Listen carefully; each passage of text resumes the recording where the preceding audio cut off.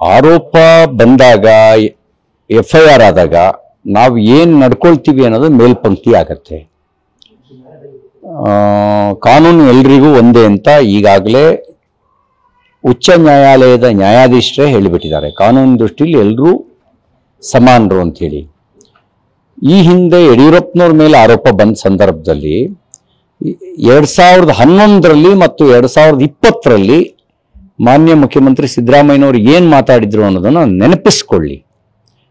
ಅವರು ರಾಜ್ಯಪಾಲರನ್ನು ಕುರಿತಂತೆ ರಾಜಭವನ ಅಧಿಕಾರ ದುರುಪಯೋಗ ಮಾಡ್ಕೊಳ್ತಾ ಇದೆ ಅಂತ ಆರೋಪ ಮಾಡ್ತಿದ್ದಾರೆ ಅಂತ ಪತ್ರಕರ್ತರು ಕೇಳಿದ ಪ್ರಶ್ನೆಗೆ ಅವಾಗ ಅವ್ರು ಹೇಳಿದ್ರು, ನೋಡಿ, ರಾಷ್ಟ್ರಪತಿಗಳು ಸಂವಿಧಾನದ ಪ್ರತಿನಿಧಿ, ರಾಷ್ಟ್ರಪತಿಗಳ ಪ್ರತಿನಿಧಿಗಳು ರಾಜ್ಯಪಾಲರು, ಕಾನೂನು ಪ್ರಕಾರ ಕ್ರಮ ಕೈಗೊಳ್ಳದೇ ತಪ್ಪ ಅನ್ನೋ ಮಾತನ್ನು ಹೇಳಿದ್ರು.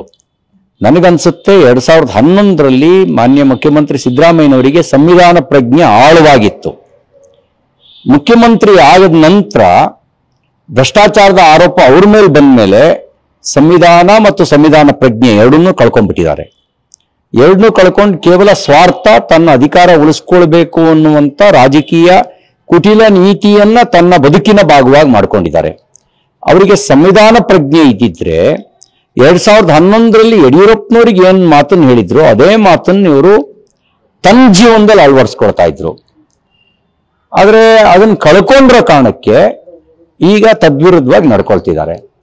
2020ರಲ್ಲಿ ಏನು ಹೇಳಿದ್ರು, ನೋಡಿ, ಮುಖ್ಯಮಂತ್ರಿಗಳ ಮೇಲೆ ಆರೋಪ ಬಂದಿದೆ, ತನಿಖೆ ನಿಷ್ಪಕ್ಷಪಾತವಾಗಿ ನಡೀಬೇಕು, ಮುಖ್ಯಮಂತ್ರಿ ಸ್ಥಾನದಲ್ಲಿದ್ರೆ ತನಿಖೆ ನಿಷ್ಪಕ್ಷಪಾತವಾಗಿ ನಡೆಯಕ್ಕೆ ಸಾಧ್ಯನಾ ಅಂತ ಕೇಳಿದ್ರು.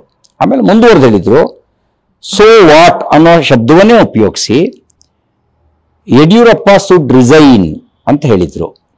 ಇವತ್ತು ಸಿದ್ದರಾಮಯ್ಯನವ್ರ ಮೇಲೆ ಆಪಾದನೆ ಬಂದಿದೆ, ಕಾಲಚಕ್ರ ಉರುಳಿದೆ. ಇವತ್ತು ಸಿದ್ದರಾಮಯ್ಯನವ್ರ ಮೇಲೆ ಆರೋಪ ಬಂದಿದೆ. ಅವ್ರ ಮಾತನ್ನು ನೆನಪು ಮಾಡ್ಲಿಕ್ಕೆ ಬಯಸ್ತೇನೆ.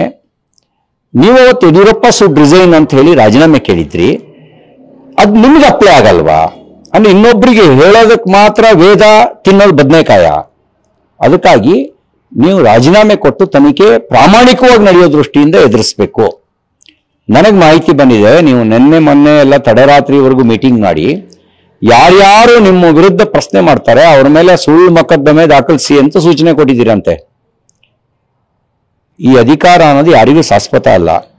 ಅಧಿಕಾರದ ದುರುಪಯೋಗ ಪಡಿಸ್ಕೊಂಡ್ರೆ, ಅಧಿಕಾರ ಮದದಿಂದ ವರ್ತನೆ ಮಾಡಿದ್ರೆ ರಾಕ್ಷಸರಿಗೆ ಅಂತಿಮ ಅಂತ್ಯ ಆಗಿದೆ. ರಾಕ್ಷಸರದ್ದೇ. ಪ್ರಜಾಪ್ರಭುತ್ವದಲ್ಲಿ ರಾಕ್ಷಸ ರಾಜ್ಯ ನಡೆಯಕ್ಕೆ ಸಾಧ್ಯ ಇಲ್ಲ. ರಾಕ್ಷಸ ರಾಜ್ಯ ನಡೆಯಕ್ಕೆ ಸಾಧ್ಯ ಇಲ್ಲ. ನವರಾತ್ರಿ 3ನೇ ತಾರೀಕಿಂದ ಪ್ರಾರಂಭ ಆಗುತ್ತೆ. ನವರಾತ್ರಿಯ ಉದ್ದೇಶನೇ ದುಷ್ಟ ಶಕ್ತಿಯನ್ನ ಮಣಿಸಿ ಸಜ್ಜನ ಶಕ್ತಿ ಜಯ ಸಾಧಿಸಬೇಕು ಅನ್ನೋದು ಅದರ ಉದ್ದೇಶ ಇರತಕ್ಕಂಥದ್ದು. ಹಾಗಾಗಿ ದುಷ್ಟ ಚಟುವಟಿಕೆಗಳನ್ನು ಕೈಬಿಡಿ. ಈ ನೆಲದ ಕಾನೂನು ಒಂದು ಭಾಗ, ನೆಲದ ನೈತಿಕ ಮೌಲ್ಯ ಇನ್ನೊಂದು ಭಾಗ. ಕಾನೂನು ಮತ್ತು ನೈತಿಕ ಮೌಲ್ಯ, ಇದರ ನಡುವೆ ನೈತಿಕ ಮೌಲ್ಯದ ದಾರಿಯನ್ನ ತುಳಿರಿ. ಅದು ನಿಮ್ಮ ಗೌರವವನ್ನು ಹೆಚ್ಚಿಸುತ್ತೆ ಮತ್ತು ಮೇಲ್ಪಂಕ್ತಿನ ಹಾಕೊಡುತ್ತೆ.